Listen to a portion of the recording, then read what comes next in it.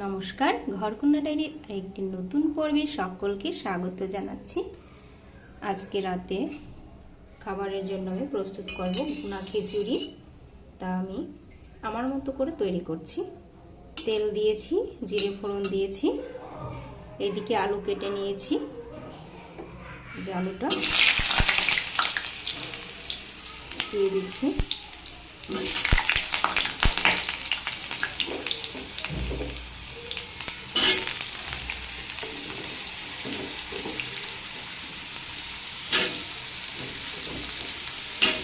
আলুটাকে প্রথমে একটু ভেজে নেব হালকা।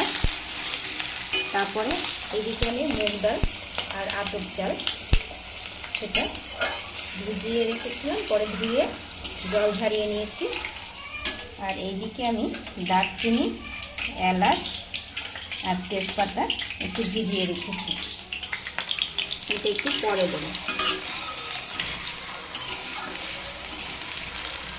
আজকে ঘরে আদা ছিল না, তাই আদা দিইনি। ঘরে যখন যেরকম উপকরণ থাকে তাই দিয়েই চেষ্টা করি করতে।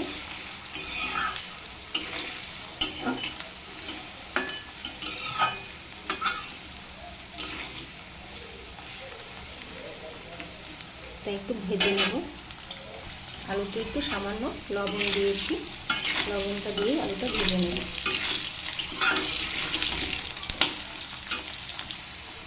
দেখুন, আমি কিন্তু আলুটাকে একটু ভেজে নিয়েছি।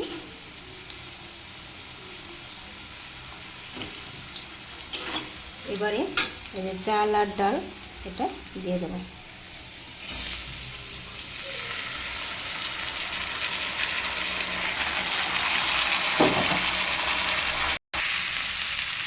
দেখুন, চাল ডাল দিয়ে দিয়েছি, আলু দিয়ে দিয়েছি। আলু তো আগেই ছিল, আর সাথে আমি দিয়েছি ওই যে দারচিনি, তেজপাতা, এলাচ দানাগুলোকে একটু ফাটিয়ে দিয়েছি। এবার ডালটাকে একটু ভেজে নেব আলুর সাথে। যতক্ষণ না চাল ডালটা ভাজতে ভাজতে হালকা হয়ে আসে ততক্ষণ ভাজতে হবে।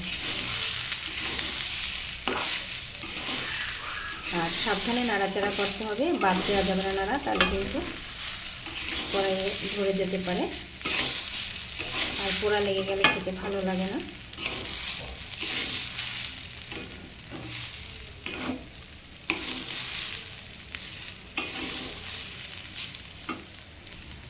দেখুন, আমি কিন্তু হলুদ দিয়ে দিয়েছি, হলুদের গুঁড়া।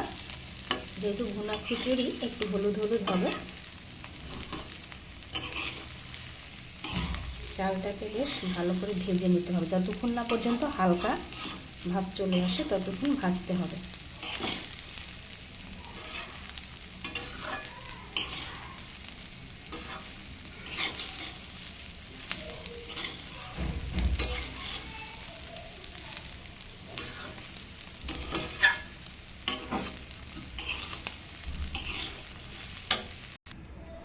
দেখুন, আমি জল দিয়ে দিয়েছি, চাল ভাজা হয়ে গিয়েছিল। এবারে জলটা দিয়ে নেড়ে চেড়ে একটু ফুটতে সময় দেবে। জলটা পরিমাণ বুঝে দিতে হবে, বেশি দিলে পাতলা হয়ে যাবে। তাই ওরকম পরিমাণ বুঝে যতটা চাল ডাল দিয়েছি তার ডাবল পরিমাণে জল দিয়ে দিতে হবে। অনেক সময় চালের পরিমাণ অনুযায়ী বা সবজি থাকলে জল এরকম পরিমাণ যার যার পরিমাণ অনুযায়ী দিতে হয়। দেখুন, এবারে লবণটা দিয়ে দিচ্ছি।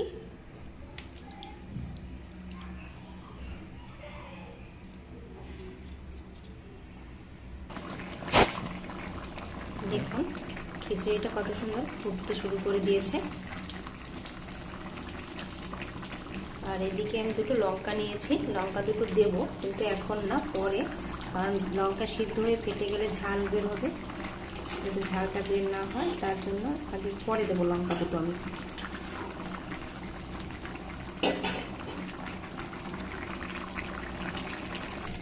দেখুন, খিচুড়িটা কড়াইতে সিদ্ধ হতে বেশ অনেকটা সময় লাগবে, তাই প্রেশার কুকারে দিয়ে দিলাম। তাড়াতাড়ি সিদ্ধ হবে আর সিদ্ধটা বেশ ভালোভাবে হবে, তার জন্য। আর সাথে লঙ্কা দুটো দিয়ে দিলাম। আর প্রেশার কুকারের গায়ে একটু ঘি মাখিয়ে নিয়েছিলাম, ঘিয়ের সেন্ট আসবে খিচুড়ি থেকে, বেশ ভালো লাগবে। এই যে দেখুন,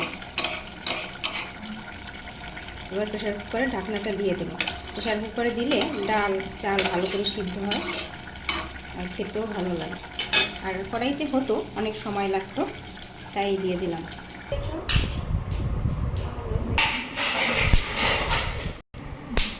দেখুন আমার খিচুড়িটা রান্না হয়ে গিয়েছে। তা ভিডিওটা আজকে এই পর্যন্ত। সকলকে শুভকামনা, নমস্কার।